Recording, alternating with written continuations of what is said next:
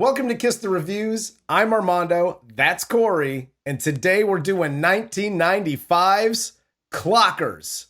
Before we get started, if you want to follow me or Corey on Twitter, you can follow me at Junior D's, you can follow Corey at Corey_idol. And by the way, pre-order his new book that's coming out March 2023. You'll read all about it on Twitter. All about it. If you want to follow the show, you can follow the show on Twitter or Instagram at Kiss the Reviews. And let's get into the cast of 1995's Clockers. This film stars Harvey Keitel as Rocco Klein, John Turturro as Larry Mazilli, Delroy Lindo as Rodney Little, Mekhi Phifer as Strike, Keith David as Andre the Giant, and Isaiah Washington as Victor. I don't know how Spike Lee didn't get sued for Andre the Giant, because I'm pretty sure that shit's copyrighted like a motherfucker. And Listen, take it from us, the WWE is sticklers about their copyrights. They ain't no fucking joke. No. We're still holding on to the review of whatever the fuck that movie was. No Holds Barred. No Holds Barred from what, a year and a half ago? Yeah, like we first started the show. Like that show's completely different from what we are today. Yes. It'd be very weird to drop it now. Yeah, it would be very weird. But I'm tightly holding on to that show just in case. Yeah, just keep fucking with us, YouTube. Keep fucking with us. Watch what's gonna happen. We're gonna drop No Holds Barred with a fat Armando making jokes about the WWF. Hell yes. On to 1995 Clockers. So, again, most of these movies, especially these ones in the 90s, I loved all these kind of like crime drama type movies, hood movies. But I haven't seen a lot of these in a long time. Yeah. And as I love this movie to this day, and rewatching it, got me reinvigorated into the whole Clockers thing again. But god damn it, Harvey Keitel. Please tell me you don't have kids on the corner already. just two. Okay. Just start slow. Yeah, I'm starting small. Yeah. Dude, Harvey Keitel infuriated me in this fucking movie. To be honest, I don't really give a fuck. If Harvey Keitel is supposed to be the good guy, yo, you need to search further than the fucking bad lieutenant, because he is a piece of shit playing human chess. Yes. And I mean like literally moving human beings along a chessboard. Oh yeah, absolutely. So he gets what he wants. Yeah. It's fucking nuts. No, he Harvey Keitel treats Rocco treats his job as, I don't want to say anything disparaging about Harvey. I love Harvey. Yeah, Harvey's the man. But his character in this is basically like a mob boss if a mob boss ran a police precinct. Yeah, he's slimy as shit. Yeah, to say the least. And it's not in your typical like Serpico, I'm gonna bring them all down kind of way, where he's on the take. He's just a bad person pretending to be a good person. Yeah, no, absolutely. And we'll get into a couple of the specific reasons of why this character frustrated me, but let's get into the beginning of this movie. The film opens up in Brooklyn, and you got a crew of drug dealers, with Strike as like their leader on the corner. They're getting harassed by the cops here, and Rodney then picks up Strike, who has some ulcer issues, to put it mildly, and they drive and talk. I gotta stop you real quick, my friend. Corey's Life Lessons. Hi, Corner Boys. Uncle Corey here. If a white guy in shorts and a fucking poncho walks up to you looking to buy some crack rock, just say no, because the dude's a fucking cop. It's not a fucking coincidence that dude did a buy, and then literally 3 seconds later, the cops rolled in. Well, what do you think's good? That dude did not look like a crack addict. Even on a first day, like, I would like to try some crack, please. One rock of one crack. A crack rock. Is that enough? Is one crack rock enough? Like, that dude looked like a fucking cop. Yeah. Period. Absolutely. And here's the other thing too, because they don't even arrest anybody for any drug dealings or whatever. What they do is they're like, hey, let's have fun with these guys. Pull down your pants and let me finger your asshole. If you're getting booked and going into prison, yeah, pull down your pants. Let me take the flashlight and look up your asshole to see if there's Get that. We're on the street. He's not just leaving apartment 2A with a bunch of crack shoved up his ass. No, that's like during a traffic stop. Them just being like, all right, now it's time for the cavity search. No, you write me my motherfucking ticket and I will be on my way. That's insanity. You were speeding. Can I check your butthole, please? It's that's not where my registration is. I'll save you the suspense. Here, when Rodney picks up Strike, they're driving, they're talking. Rodney tells Strike that Daryl, one of his lead clockers, is stealing from him and that he needs to get dealt with and he wants Strike to kill him. And at first here, I'm really like, Delroy Lindo is kind of in that Keith David role from Dead Presidents, where he's going to be like, you know, I got these guys' backs, I'm taking care of them, but also they're slinging shit for me. You know what I mean? And boy, was I disappointed. They set his character up so well. And by they, I mean, obviously, Spike Lee. I don't know why I keep saying they like I don't know who made the movie. Spike Lee set this character up so well, because that's how you really picture him going into this as more of a parental figure. And he's not. He's kind of a piece of shit. He's like, what's his face? Gus Fring in Fresh. Yep. Just Absolutely. more of the piece of shit kind of drug dealer than, you know, like, oh, I'm a nice drug dealer. You were right. After he gets out of the car, Strike then meets with his brother Victor at a bar and tries to convince him to kill Daryl. And after that goes nowhere, Strike then goes to Ahab's and quote unquote does the job himself. Yeah, we never really see who it is. The POV is always from somebody else's. You see Daryl talking shit to Strike a little bit. Yep. And you see Strike pull out the gun, but also it's kind of in his head how this is all going to go down. Yeah. And so now we get into the thick of the movie. But yeah, the scene with Isaiah Washington, who is a fantastic actor, by the way. Absolutely. And can we uncancel this fucking guy already? Like, what was it, 30 fucking years ago? Yeah, Come on. exactly. Let's move on. But no, he's fantastic in this role. And what's really weird to me is the whole conversation surrounding him makes it seem like he might know somebody who could do this. He's hooked up in the streets somehow. He's an ex whatever. There's something about him that's supposed to be street. At least that's how I viewed it. With Strike coming to him and talking to him about this. But that's not the case at all, which makes me wonder, what the fuck made you go to him in the first place? Exactly. Because when you see him later, when Strike visits him in prison, you get a very different story. And he's just getting used and abused in he's prison. Basically having the same rough go in prison that I would. Exactly. Corey's life lessons. Hi, would-be assassins. Uncle Corey here. If you're tasked with killing somebody and your first thought is to go to somebody else and be like, hey man, can you kill this person for me? Just say no in the first place. That's not who you are. And it's fine. There's a lot of people out there who aren't killers. Not everybody can be an Armando. Most people are Corys. Don't put that shit on me, Ricky Bobby. Don't put that shit on me. So after this, it cuts to Rocco and Mazilli. They're two homicide detectives. They arrive at the scene of Daryl's murder.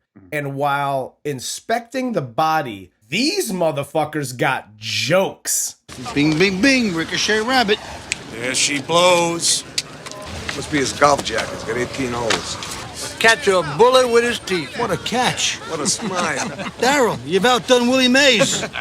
You got my vote for MVP. It's like half-hour comedy hour in front of the fucking Ahabs.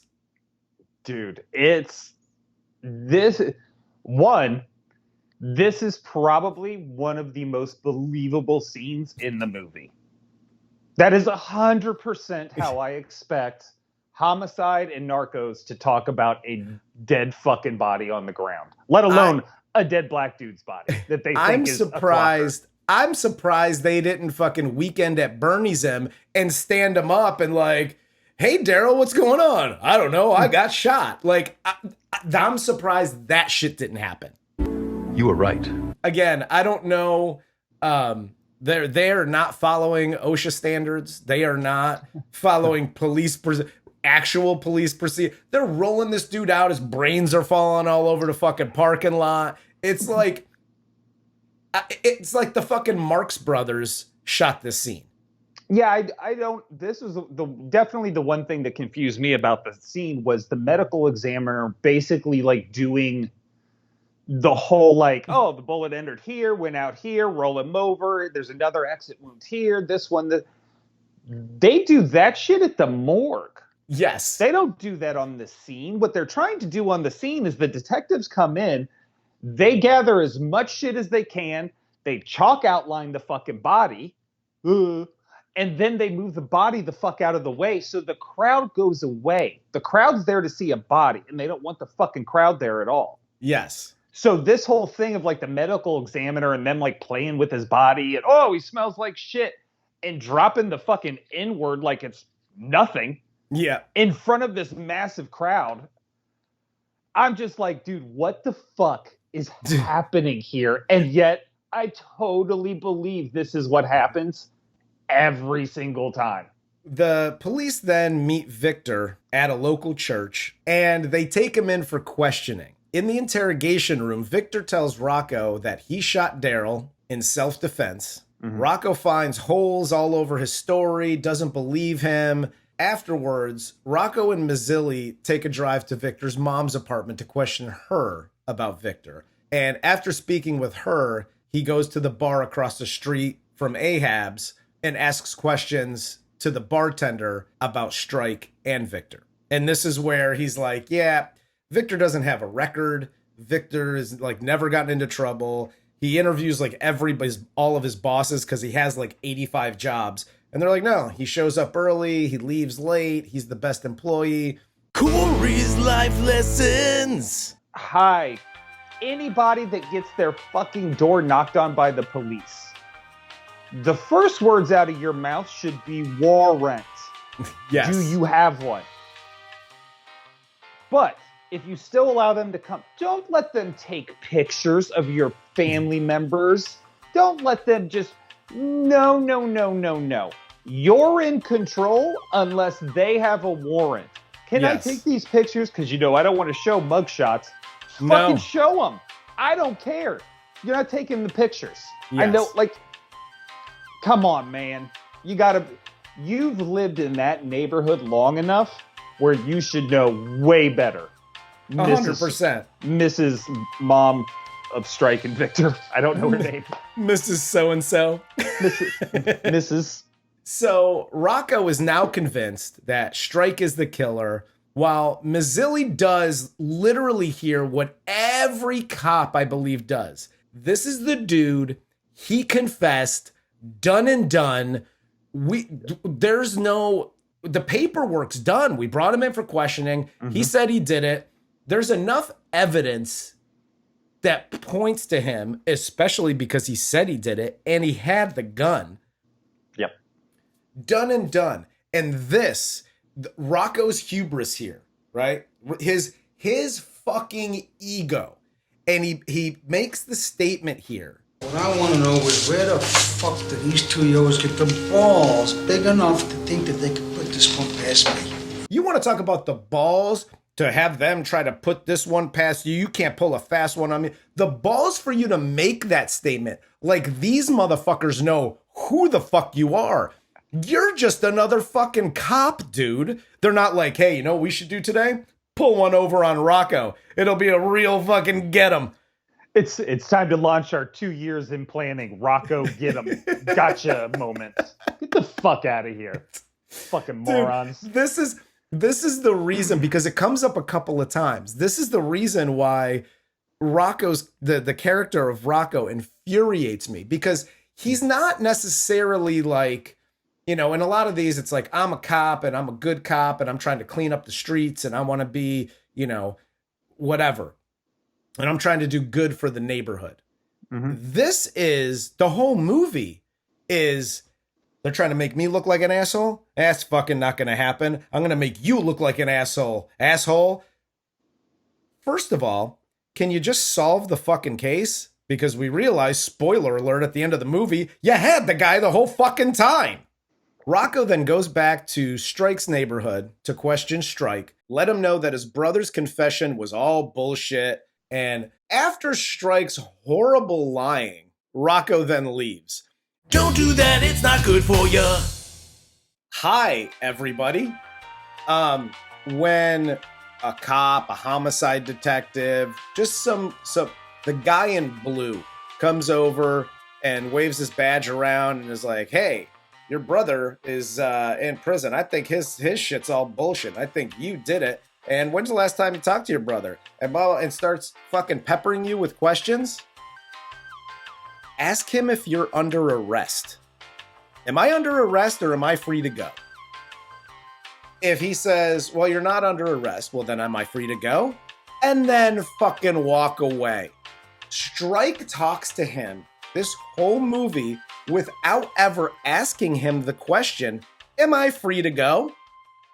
Yeah. Strike could have saved us all a lot of time and just had that internal conversation, like immediately when Rocco talked to him, and just been like, yeah, this isn't the game for me. I'd like to get it placed into witness protection, please, because I'll testify. Yes. Just be done with it, dude. Yep. Like, that's where we're ending up, and you would have got Victor off. Yes. All at the same time. Strike then goes to see Victor in jail. He tells him that he's going to try to get him out of there. He's going to talk to Rodney, so he'll get people to stop fucking with Victor in jail. And this is where we see, like, he's literally just getting the shit beat out of him, and he's getting sliced up in fucking prison. And for somebody who's in for murder one, he's getting treated like a bitch in prison. Like, there's not a child molester you guys can fuck with. I killed somebody. Hell yes. This is what I don't understand. If Rodney's got any kind of juice whatsoever on the street, either one, they would have known why Daryl got done the way he did, or two, they would be trying to kill him for Rodney as a favor. Yeah. But neither of those things are the case. They're just like, look, prison bitch. Come here, new fish. Rocco here then talks with Strike again. Strike is literally spitting up blood now. And Rocco just keeps questioning him like nothing is going on. And as he walks away, Strike falls to the ground and gets hauled away by the ambulance. I thought I had bubble guts until I saw Strike on film. This guy's got some issues. And here, when he falls to the ground, Scientific comes out because all his boys come over and they're like, hey, what's going on? Mm-hmm. And Scientific just starts kicking him like, you smoking that crack? Oh, you smoking crack, motherfucker? Huh? Get the fuck out. You've been seeing me spitting up blood because I drink moo juice or whatever the fuck he drinks the whole goddamn movie. And I guess chocolate milk gives you an ulcer if you drink 72 of those a day. Is it possible this story is true? Like the whole situation, you got Rocco who won't stop, like he's just talking to him like the guy's got a little bit of a cough. He's literally got a handkerchief and he's throwing up blood and he's just like, and he's bending over and he's like, when's the last time you talked to him? When's the last time you talked? Are you sure about that? Bro, this is how I know you're an asshole. The guy's spitting up blood. You're acting like nothing's fucking happening. And then you got his boys coming over. You got one of them kicking him, asking him if he's fucking smoking crack. Dude, you want to know how Rocco's an asshole? He falls down before Rocco leaves. Rocco's still in his car and sees him fall down. I don't even think I was going to say, I don't even think he's at his car yet because he turns around as he falls down and everybody comes running. One of Strike's boys has to be like, yo, somebody call an ambulance, call 911. Yes. Fuck you, Rocco. Yep. And I don't think I need to do a PSA for this, But if you're coughing up blood and not like, oh no, there's a little bit of blood there. Like, it's all blood coming out of your mouth, like fucking water. You have stomach cancer. That's not a fucking ulcer. Yes. You're going to die. Yes. In like 3 days. And I understand the point of like the ulcers and representing like how Strike isn't meant for this job and he's stressed out because of all of it, what he has to do, da. Great. You went way too far in the coughing up blood area, Spike, to make this just be like, oh, he has ulcers. And everybody's like, oh, man, go see my doctor. You're like, dude, we need to admit you into John Hopkins. I'm taking you right. I'm taking you right fucking now. And by the way, I'm gonna one up your quasi PSA by saying, if you cough and there's any blood, if the mucus is pink, unless you literally just ate like pink ice cream or candy or some shit, go to the fucking doctor immediately. Good idea. So Spike gets taken to the hospital, and after he gets out, Rodney picks him up, and they have another talk. And here, Rodney talks to him about going to see his doctor and tells him here as well not to do crack. He basically here is insinuating that he thinks that Strike's puking up blood because, you know, he's got crack problems, and he's smoking his supply. Yes. Isn't this also the scene where he's telling him that he didn't want Victor to do this killing? He wanted Strike specifically to do the killing. And he tells the story about Delroy and putting the gun in his mouth and all that shit. Corey's life lessons. Hi, bosses in a legal... Actually, just bosses, period. You don't have to lay out your strategy to your employees when it's not necessary. Yes. Why would you tell him, hey man, I really needed you to do this murder because I needed leverage over you just so I know you're really in this game with me. That's when I'm out. That means I'm your get out of jail free card at some point down the road. And I ain't having that shit. Yep. Ever. Fuck that. The second he like, oh, I needed you to do this so I had leverage. Listen to this cool story. I'm like, dope. The second this car stops at a red light, I'm getting the fuck out and running for my life. That's like Mac and Always Sunny, like, well, I'm playing both sides. The reason I'm telling you all this is because I'm playing both sides so that I always come out on top. Rocco then visits Strike once again. They drive to the precinct now together, where Rocco continues to berate him and tells them that he knows he killed Daryl. And again, don't do that, it's not good for you. Let's just say up front you've cooperated, right? Now the cop wants you to get in the car and ride with him to said precinct to talk more. Unless you're in cuffs and you got charges on you, the answer is always no. I know what Rocco's doing here. He's talking to him in front of his boys to set him up, to make it look like he informed on fucking Rodney, and I get all that. But at the same time, I'm pretty sure that Strike can run a little faster than the rest of his guys. All you got to do is get away. You don't have to get away in a cop car. And even if you've taken all of our advice up to this point, and the cop has now set you up to the point where your buddies, your crew, whatever, think that you dropped dime on somebody, still don't get in the fucking car. That's not your only way out. You're right again. This whole like, oh no, Andre the Giant or Rocco, Andre the Giant or Rocco. Yeah. I'll take Andre the Giant because Every as of time. right now, I haven't done anything bad to this kid. Matter of fact, why the fuck is his mom getting on me because I took him to get a haircut? His hair looked like shit before I did that. Take care of your own fucking kid and get him a fucking basic ass haircut, and I won't have to do this shit. Exactly. You're welcome, by the way. So Rodney here then sees Strike talking to Rocco out front of the precinct. He pulls over, picks up Strike, and after questioning him about why he went with Rocco in the first place, He puts a gun in his mouth, threatens to kill him if he hears about him talking to Rocco again. Corey's life lessons. Hi, bad guys. Uncle Corey here. We've said it. Tango and Cash. The fucking any fucking movie. We've done this where the boss decides they need to be the one involved in shit. Stop showing up around the fucking cops, the crime scenes, Because here's what's going on, Rodney.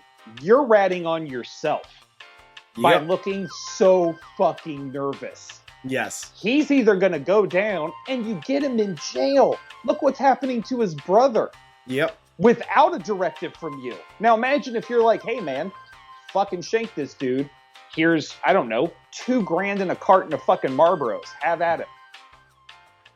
Fucking done and done. I'd do it for $2,000 and a carton of Marlboros at this point. Done a lot worse. Rocco and Mazilli then go to Rodney's place and arrest him. At the station, Rocco tells Rodney that Strike ratted him out, and now Rocco has set all his chess pieces in place, and he's ready for the ultimate takedown of Strike, which, again, going back to Rocco's ego driving this whole movie, it's not like Strike, he knows Rodney's going to get off. They're holding him on bullshit charges. So he knows Rodney's going to get out. Rodney's the guy you want to take down. And he continues to go after Strike. And I know he tells Strike, like, you want to drop dime on Rodney and I can get him out of your life and you can get the fuck out of here or whatever the fuck. But he literally has been going after Strike, who, by all accounts in this movie, is like, he's just a street hustler. Yeah, like he's very low level. And Absolutely. You've got the hard-on of all hard-ons for this kid for some reason. Yeah. And I don't understand nothing about him has been like, this kid needs to be off the street. Like, he's not Tupac and Juice or above the rim. Exactly. You know what I mean? Like, he's not a scary dude who's just like out there hurting people because he can. It's not like you can't even catch him. He's coughing up blood. You just follow the fucking blood trail. Right? Figure out what store sells chocolate milk, and that's where he'll be. Exactly. So Strike then gets some money together. He gets it to Victor's wife. He then gets back to the apartment building. Rocco shows up. Again, makes it look like he set Rodney up in front of Strike's and this crew. one, he's going way too far. Shaking his does. hand and shit. Yeah. Like, dude, like now you're just trying to get this kid killed. Like, you're lucky he didn't die then and there. Well, listen, in this scenario, with everything that's going on, what the crew knows, what the streets know, Rocco and Strike get gunned down here in broad fucking daylight, and then nobody knows nothing, nobody saw nothing. Pretty much. That's basically it. But yep. Rodney then calls Errol, his enforcer, and tells him to kill Strike. And the next day, Strike sees Errol out front of the building. He's scared. He kind of ducks behind the fence because he knows what's about to happen. And all of a sudden, Tyrone, the kid that's been hanging around Strike the whole movie, rides up on his bike, kills Errol with Strike's gun, and rides away. Corey's life lessons. Hi, Errol's Uncle Corey here. Don't threaten little kids and try to put cigarettes out on their eyes and shit like that. Because one of them nasty little motherfuckers might just shoot you. Hell yes. We then see Rocco, Tyrone, and his mother in the interrogation room. And Rocco's walking Tyrone through what to say when he turns the tape recorder on. It cuts from here to Andre beating the ever-loving shit out of Strike in the courtyard in front of the apartment buildings because he heard Tyrone say that he got the gun from Strike. But didn't stick around long enough to hear that he tried to give it back, but because you told Strike to leave him the fuck alone, he left him the fuck alone. You were right. Mm-hmm. This scene is awesome. So he beats the shit out of Strike. He's throwing him up against trees. Strike is just spitting out blood like a fucking sprinkler. And he's trying to get away, and he looks and he sees Rodney. And he jumps in the car. He starts to drive away. Strike drives to the precinct. And then we then cut to Rocco and Strike in the interrogation room. And after going a little crazy on Strike, Strike's mother bursts into the interrogation room and tells Rocco that Victor confessed to her that he killed Daryl. It cuts from there to Rodney giving Strike's car a once-over. We'll call it a once-over. He literally fucks up his car to the point, like, I'm surprised he didn't take, like, engine pieces out. And did he do this outside the precinct? Or did he take the car, drive it away, and then bring it back? Because what the fuck, cops? Yeah, no, it's literally, so the front door of the precinct is here. The car is parked on the side of the precinct. But I'm assuming cops got to walk around the corner to get into the front door. You can see when they come outside to look at the car, there's just a line of cop cars that are parked outside the precinct in uniforms walking back and forth. Nobody saw nothing. Nobody saw fucking nothing. He does fucking this shit. Worthless. We talk about, I mean, obviously in every fucking review, we talk about how worthless the cops are in these movies. You would talk about worthless. In every other movie we've done, the cops have been geniuses compared to this shit. It's literally right next to and in front of, I don't know, 100 fucking police officers that walk in and out of the front of the precinct doors. Yeah. But they're like, that's just Rodney. He just doing Rodney shit. That's okay. After seeing his car beat to shit, Strike has Rocco take him to Penn Station to get out of town. We then cut to Victor being released from jail, walking away with his wife, his 2 boys, and his mom. And then we cut to Mazilli standing over Scientific's dead body as he and Rocco have another murder to investigate. And the movie ends as we see Strike on a train, staring out the window and watching the landscape go by, fade to black, and then we get credits. The ass kicking he just took from Keith David, the amount of blood we have seen him spit up throughout the... Blood doesn't replenish itself. You have what you have. So when you lose massive amounts of blood, it's not like your body goes, all right, time to make new blood. You're minus that amount of blood. You need to get that back in you somehow. This motherfucker is dying on that train. Period. Yes. And yes. Rocco... I really thought the scene with Tyrone and Rocco like laying down the story was, I would love to ask Spike about this one day, because you see it as, okay, he's a good guy. He understands what happened here. He sees the situation. It doesn't hurt that his fucking boy is a cop and is telling him like, I need this favor, being Keith David. Yeah. But on the surface, it's like, oh, he's a really good guy, right? He's trying to help this kid out. But at the same time, it kind of takes away from like his ultimate mission with Daryl, which is you think it's a body. You murdered somebody. You murdered somebody's child. You do not deserve to be on the street anymore. Yeah. But that scene kind of just totally throws that out the window. And it goes back to what you said. He doesn't care about Daryl. He cares that they're trying to play him. Yeah.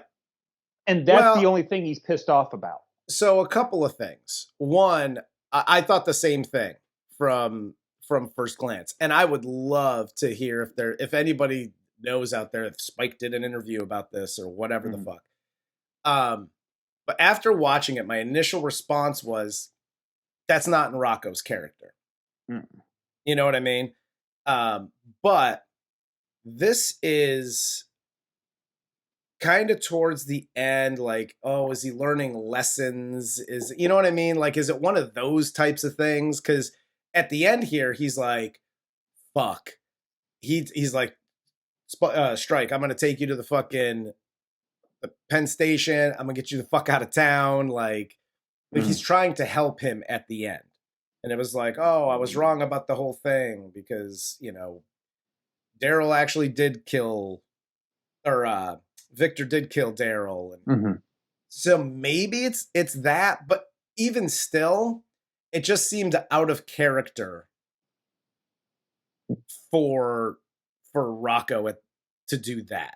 Yeah. And there's even another option where Spike is trying to demonstrate that, yes, bodies are important and we're going to work really hard. But also, if one of our brothers in blue falls into a jam, that body's not as important. We'll figure out a way to get around that. Yeah. So I would love to hear, because I thought that scene was probably the best scene in the movie. Absolutely. Just with the layers that it could have. And I don't know, maybe it's just a fucking throwaway scene where it's just trying to show Rocco's a good guy and Tyrone's not a bad kid, so they're not trying to fucking, jam him up with shit. Yeah. I don't know. I don't know. All in all, though, I still love this movie. I love Spike Lee's stuff. I love the way he shoots scenes. I love the way he flies in different clips. So it's like, all of this is happening all at once. So I'm going to show you everything all at once. This is happening. Cut away to this. Cut back to this. Cut away to this. I love how he puts a film together. Yes. Agree. And I'll be honest with you, I fucking loved this old school hip hop soundtrack. Oh my God, I know. It was awesome. Listen, we've had comments in the recent past about, what about the score? What about the soundtrack? Yeah. It's something that we get so caught up in the actual film that sometimes, unless it like punches you in the face, I always forget to talk about the soundtrack. This soundtrack is fucking awesome. Yeah, it's really good. Yeah. No, and the way he cut scenes interlaid with like these old school 80s goddamn rap videos. Oh, yeah. Oh, god damn, it was so cool. No, I loved every second of this. It's still a good film. It still holds up.